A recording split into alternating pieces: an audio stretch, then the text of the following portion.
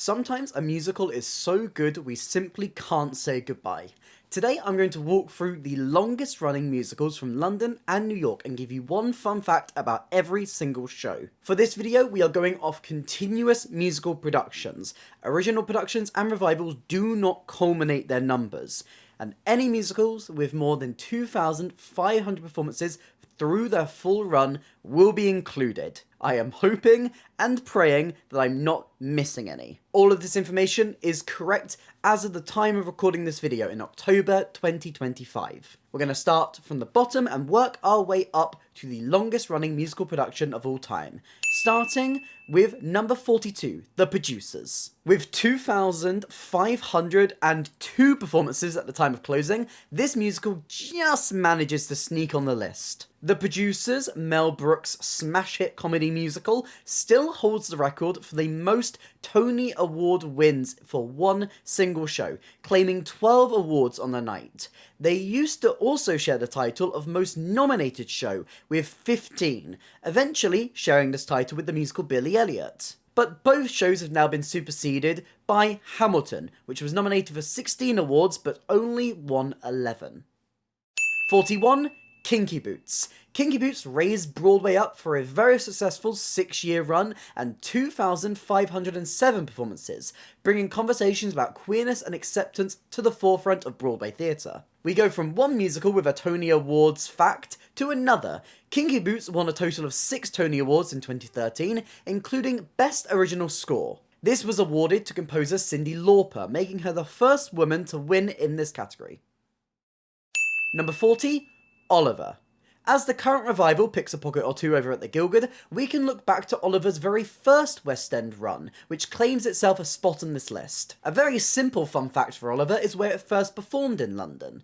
It made its West End debut at the New Theatre, now known as the Noel Coward. However, prior to this, Oliver made its world debut at the New Wimbledon Theatre, a venue which now brings in various touring productions. Number 39. Mary Poppins. Mary Poppins has a practically perfect placement on this list thanks to its fantastic 7-year run at the New Amsterdam Theatre on Broadway. It played just one more performance than Oliver did in London, bringing it one spot above it. Now, if you're aware of the film Saving Mr. Banks, you may be familiar with how much the original author of Mary Poppins hated what Disney did to the film. P.L. Travers disliked how much it strayed from her books, but in her own words, she learned to live with it. Karen McIntosh eventually had to convince her to allow him to adapt the film to the stage, and she gave a few stipulations. While material from the film was able to be translated over, none of the original creators from the film were allowed to work on the musical, and whoever the new creators were to be brought on had to be English, unlike a lot of the creators from the film. This is the reason there is no additional material from the Sherman Brothers in the musical, with the new songs being written by George Stiles and Anthony Drew. P.L. Travers never got to watch the stage adaptation of Mary Poppins with her passing in 1996. But to make sure that McIntosh stuck to his word, she cemented all of these stipulations into her will. Number 38. Hairspray. This musical phenomenon, based on the iconic John Waters film, played on Broadway between 2002 and 2009, racking up an impressive 2,642 performances. We'll have to wait and see if the rumoured Broadway revival beats this record. A lot of the inspiration for Hairspray comes from the real-life TV show The Buddy Dean Show. Besides the quite obvious comparison to the Corny Collins show, the inspiration goes much deeper. The Buddy Dean Show was a Baltimore-based American teen dance show which started airing in the 1950s and continued into the 60s. It was taken off the air following tension between Dean and the network, with the inclusion of African-American dancers onto the program. Dean feared that the white population of Baltimore would push back against the inclusion of these dancers. The network eventually pulled the plug on the TV show in 1964, but denied that this debate fueled that decision. Number 37, The Threepenny Opera. Our first off-Broadway musical we're going to discuss. The Threepenny Opera has never really been a success on Broadway, but managed to get onto this list for its 2,707 performances off-Broadway. Did you know that The Threepenny Opera is the only off-Broadway musical production to win at the Tony Awards? This was awarded to Lotte Lenya, who won Best Featured Actress in a Musical for her portrayal of the role of Jenny. Number 36, My Fair Lady. This musical is a classic for a reason, with more revivals than you can name, but its longest run came from its original Broadway production, which ran for 2,717 performances. Now, my fun fact from My Fair Lady links into a previous musical we discussed, and a production that actually played in London. A 2001 revival of My Fair Lady played at the Theatre Royal Drury Lane. But after the production closed, Disney used the cast members who had just finished their runs to workshop Mary Poppins. This is so cute to me for so many reasons. For the link of them both being set in England, Victorian England for that fact, both being choreographed by Matthew Bourne, and most of all, the fact that the lead of the final cast of My Fair Lady, Laura Michelle Kelly, continued with the show post the workshop and eventually won an Olivier for her leading role as Mary Poppins. Number 35, Hello Dolly. This classic musical has been revived many times, but once again, it's the original Broadway run that places it onto this list. Speaking of this original production, they had a great time at the Tony Awards, with 11 nominations and 10 wins. This included a win for Carol Channing's turn as Dolly Levi, beating out tough competition, including Barbra Streisand's Fanny Brice. Ultimately, however, Streisand would be given some cosmic justice, as she went on to play Dolly in the 1969 film adaptation. Number 34, The Rocky Horror Show. Now, I'm going to be a little bit of a hypocrite and allow Rocky Horror to break my rules slightly. I haven't been counting runs for shows that have transferred between off and on the West End or Broadway, but Rocky Horror's history is so complex and jumped between so many theatres during its original run, and the rules for off and on West End aren't as clear-cut as Broadway, and quite frankly, it would feel wrong to not have Rocky Horror on this list, that I'm just going to total up its original run, which comes to just under 3,000 performances across various London houses. One of my favourite fun facts for Rocky Horror actually comes from the original vision for the film that I'm still annoyed they didn't go with to this day. The director of both the stage show and eventually the film, Jim Sharman, originally pitched that the Rocky Horror Picture Show would be presented in black and white until they met Frankenfurter, with the first pop of colour in the film being the red iconic lips. The studio, like the cowards and non-visionaries they are, eventually shut down this idea, but they included a version of it on a special feature for an anniversary DVD release, where the film starts in black and white and eventually transitions to colour as Brad and Janet burst into the room during the time warp. Number 33, Evita. Before Rachel Zegler ever set foot onto that balcony, Evita's summer lasted for 8 years, during the musical's first West End run. For this fun fact, let's talk about Shay. There's a lot of misconceptions about the role of Shay in this musical. The character was originally written by Tim Rice to act as a narrator and reflect the voice of the working people, with Shay having a colloquial meaning of Argentinian. The link to Che Guevara actually came later from director Harold Prince, who suggested that they model the role after the political figure, despite the fact that Eva Peron and Che Guevara never met. Number 32, Fiddler on the Roof. Fiddler on the Roof was one of Broadway's most iconic successes. It was the first Broadway show to reach 3,000 performances and held the title of longest running Broadway musical for 10 years. Now, I have a short but sweet fact about Fiddler on the Roof. Jerry Bock and Sheldon Harnick began writing Fiddler on the Roof on the Jewish holiday Rosh Hashanah. Now, seeing as that was really short, you can have a bonus fact as well. The film adaptation of Fiddler on the Roof was directed by Norman Jewison, who, despite the suggestion from his surname, was not Jewish, and was worried that the producers assumed this from his name. 31.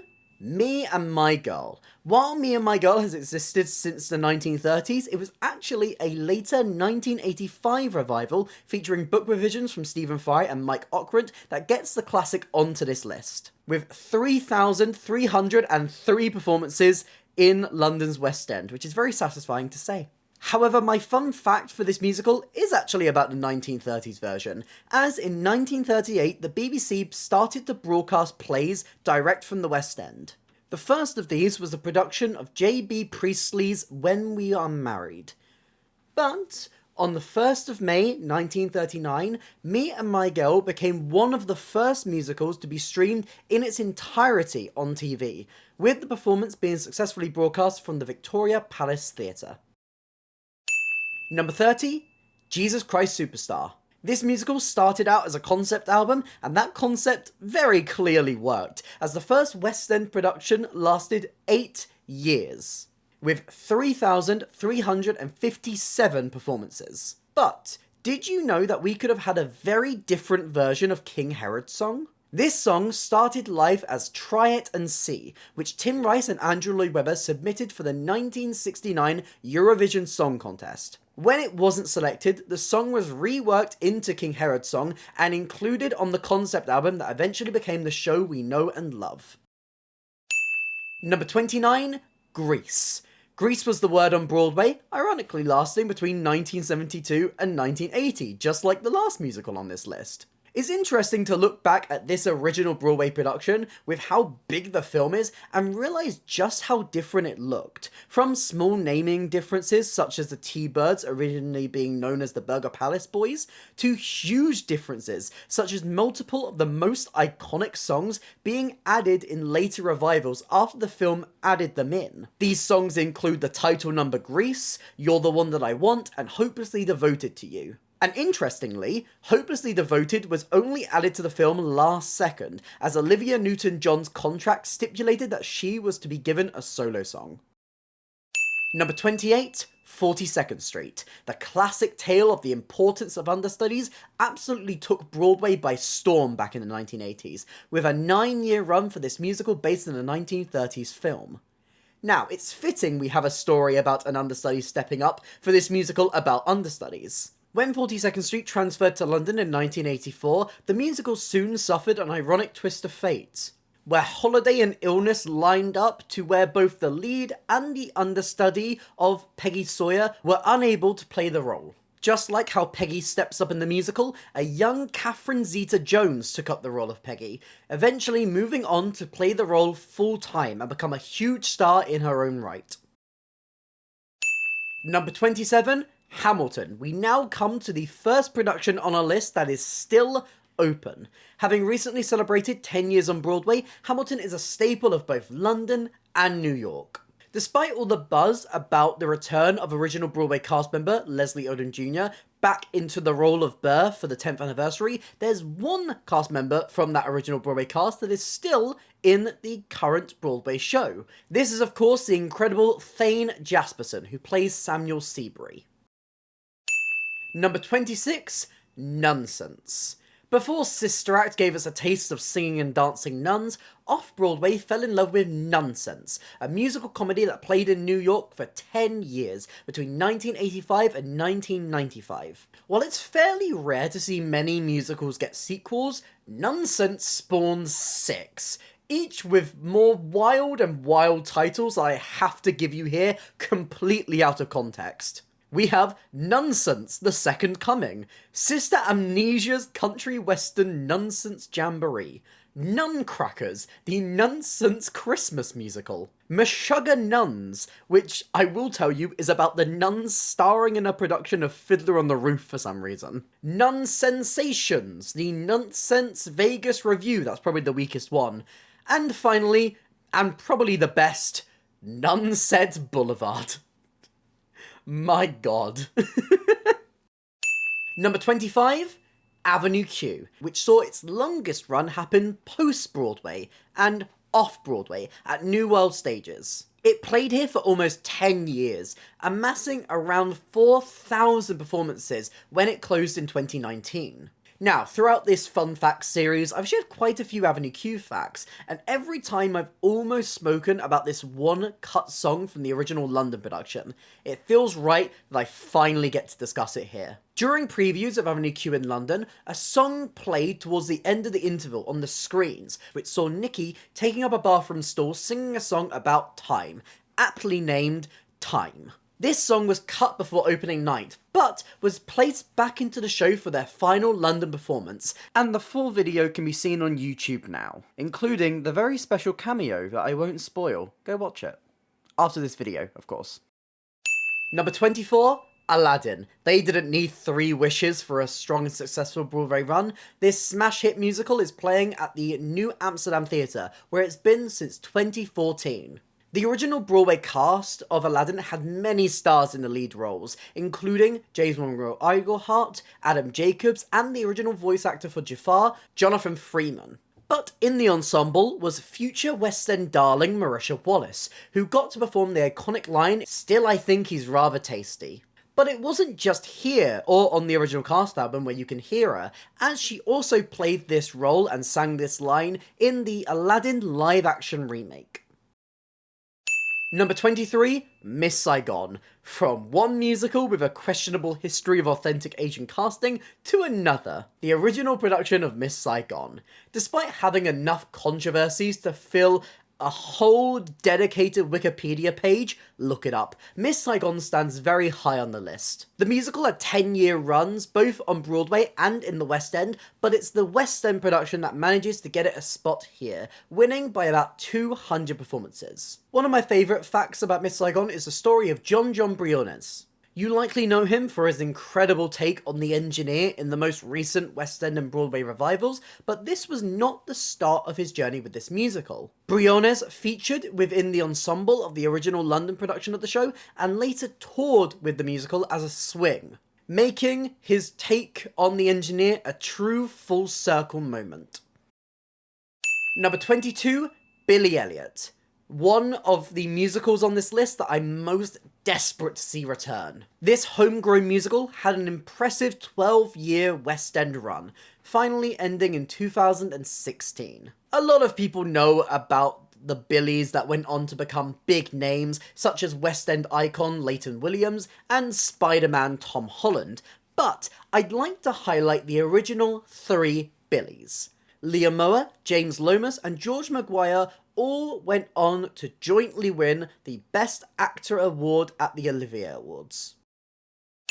Number 21, Jersey Boys. Oh, what a run. Jersey Boys was a huge bio jukebox hit in London, and even more so on Broadway, where it played from 2005 to 2017. Both the idea and the title of Jersey Boys comes from the original 4 seasons. Bob Gaudio, inspired by other successful jukeboxes from the time like Mamma Mia and Smokey Joe's Cafe, sought to make a jukebox from the music of the 4 seasons.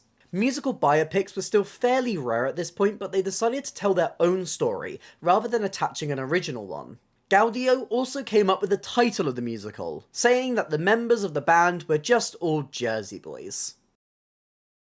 Number 20, before MJ, there was Thriller Live. This musical tribute dedicated to Michael Jackson had the King of Pop reign the West End between 2009 until its final performance was unfortunately cancelled due to COVID. Still, within this time, it amassed an impressive 4,657 performances. Unlike the current MJ musical, Thriller Live was more of a concert review, but there has been some crossovers between these two with casting. Mitchell Zangaja and Kieran Aline both played young Michael in Thriller Live, but clearly couldn't stop till they got enough, as they both starred as versions of Michael Jackson in MJ, with Mitchell originating Middle Michael in the UK, and Kieran being the alternate for both Middle Michael and MJ.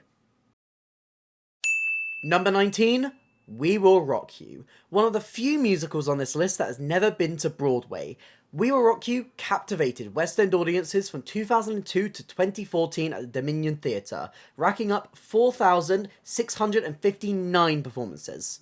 It's hard to imagine We Will Rock You without their incredible encore performance of Bohemian Rhapsody, breaking up the song between the principal characters and ending the musical with one last blast of spectacle. However, before We Will Rock You, the entire song of Bohemian Rhapsody had never been staged live in its entirety.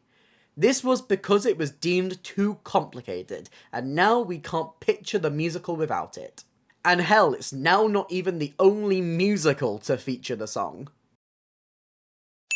Number 18, I Love You, You're Perfect, Now Change. One of the more niche musicals to get this high, I Love You, You're Perfect, Now Change is one of the longest running off-Broadway musicals, clocking in at over 5,000 performances through its 12-year run. This musical review typically works best in smaller houses, but did you know this show is technically played one of London's biggest venues? During the COVID-19 shutdown, the empty stage of the London Coliseum was used for a virtual production of the musical, starring Oliver Tomset, Brenda Edwards, Alice Fern and Simon Lipkin. Lipkin returning to the show after starring in a production in 2015 which played above the arts in London. Number 17, Rent. Jonathan Larson's loose adaptation of the opera La Bohème is up next. While Larson's tragic passing meant that he never got to see the show on Broadway, audiences got to enjoy his legacy through its impressive 12-year Broadway run, amassing 5,123 performances.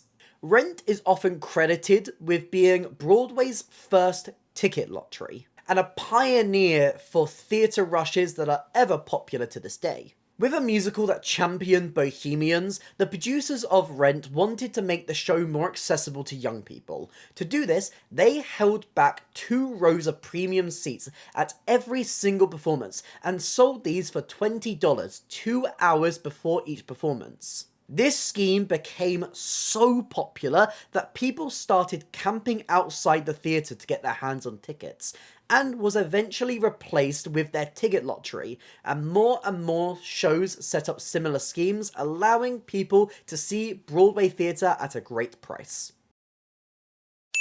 Number 16, Buddy, the Buddy Holly Story. Another huge West End jukebox hit, this musical played both at the Victoria Palace and the Novello theatres across an impressive 12-year run. It's the mark of a very successful West End show to be open in the West End while touring. We've seen musicals like Les Mis, Matilda, Wicked all do this afterwards, but did you know that Buddy, the Buddy Holly Story was the first, touring the UK while playing in the West End in 1991.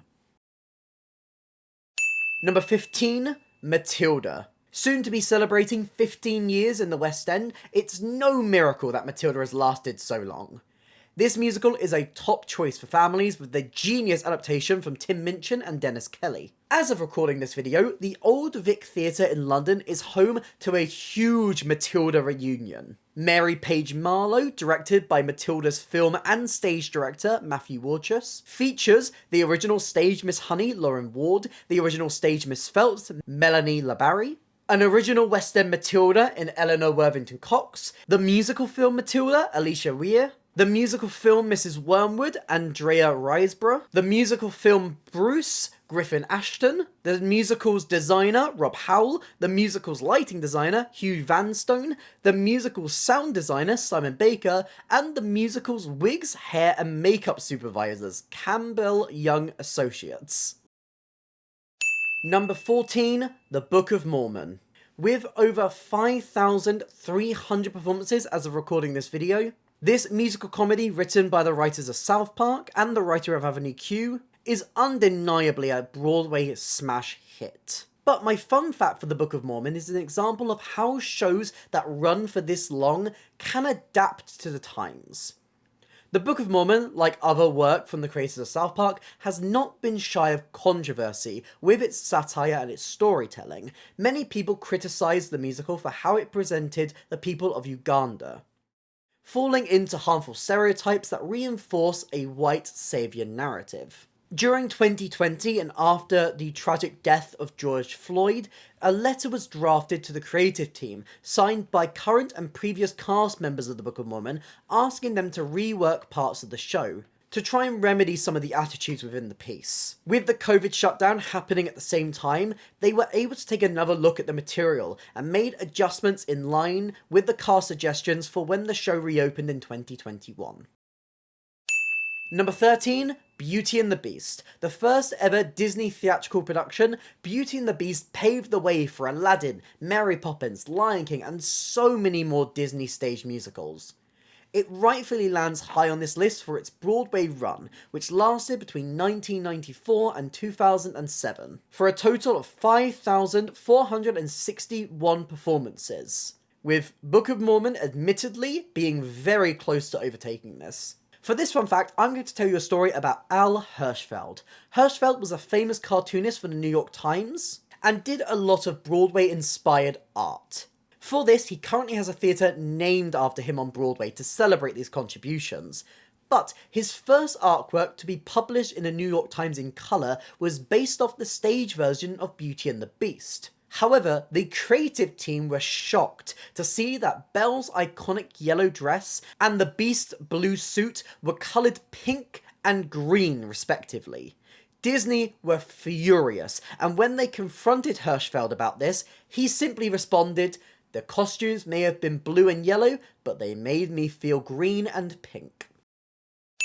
Number 12, Oh Calcutta. This musical revue managed to climb higher on this list due to having more performances in a week than a typical 8-show week of other Broadway shows. By the time of its closure in 1989, it racked up a very impressive 5,959 performances. My favourite fact about this is beautifully simple. This musical revue was a little bit controversial, especially back in the 60s, due to the nudity and sexuality of the piece, but this didn't stop some high-profile names providing sketches for the musical, including John Lennon. Yes, that's John Lennon. The Beatles' John Lennon, who wrote the first draft of a sketch which was all about masturbation.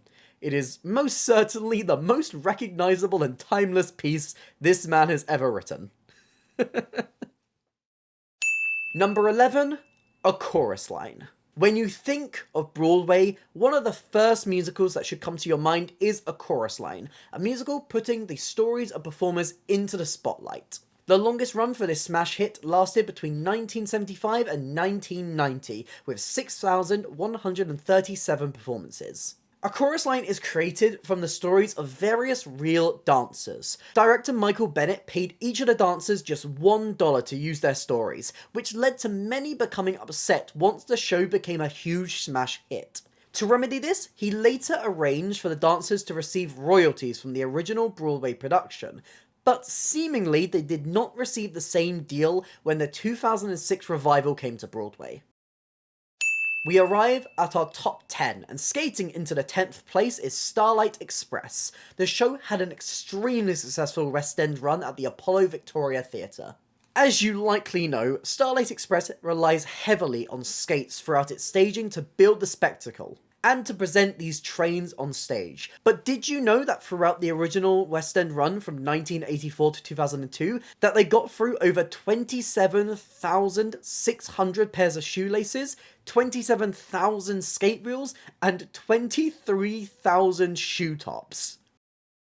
And speaking of musicals at the Apollo Victoria, number 9, Wicked. I mean, duh, it's popular. Wicked is a cultural phenomenon and has only cemented itself further both on Broadway and in the West End with their film adaptation. With the Broadway production coming first, this is the production that lands it on this list, with over 8,500 performances and counting. With the recent announcement of the soundtrack for Wicked for Good, fans of the musical will finally have a recorded version of the song Wicked Witch of the East. This song was omitted from the original Broadway cast album, leaving us without an official recording of this song for 22 years.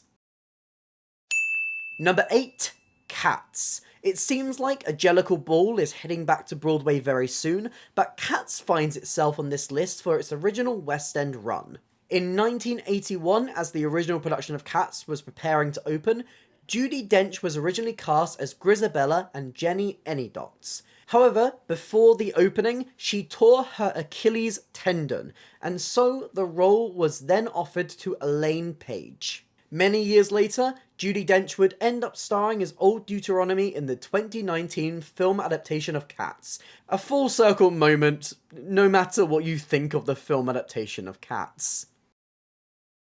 Number 7, Blood Brothers. It may be over a decade since Blood Brothers closed in the West End, but with the constant tours, its legacy is still intact. This is further reflected in the West End revival landing it in this spot instead of the original production, with 10,013 performances across this run, from 1988 to 2012. During this West End run, Spice Girl alumni Melanie C took over the role of Mrs. Johnston. Not only was this her West End debut, but she also became the first actual Scouser to play the role. Number 6, Mamma Mia. The longest running jukebox musical of all time, audiences in London have been unable to resist Mamma Mia for 26 years and over 10,000 performances. We have producer Judy Kramer to thank for this musical. She came up with the initial concept and spent a decade trying to convince ABBA members to allow it to happen. The idea for the musical came from Kramer listening to The Winner Takes It All, which now exists within the musical as the huge 11 o'clock number performed by Donna. Number 5, The Lion King. Disney's longest running musical, The Lion King has amassed over 11,000 performances on Broadway, with the West End production not being too far behind. There's so many fun facts with the intricate ways that they bring the magic of The Lion King to the stage. The production blends together so many different cultures and their approach to performance and theatre within the stagecraft of the musical. Lion King in London features 232 puppets, with the largest creature being the huge elephant, coming in at 13 foot in length and 9 foot in width, and the smallest being the mouse at only 5 inches.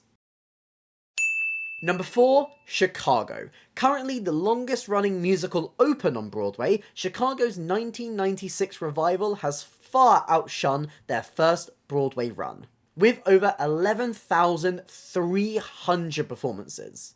The original production had a respectable 936 performances from 1975 to 1977 at the 46th Street Theatre, better known nowadays as the Richard Rodgers. This production famously starred Gwen Verdon as Roxy, but it's actually her replacement we'll be exploring in this fun fact, Anne Reinking, who returned to the revival, but this time behind the scenes, as she provided the choreography for this current version in the style of Bob Fosse.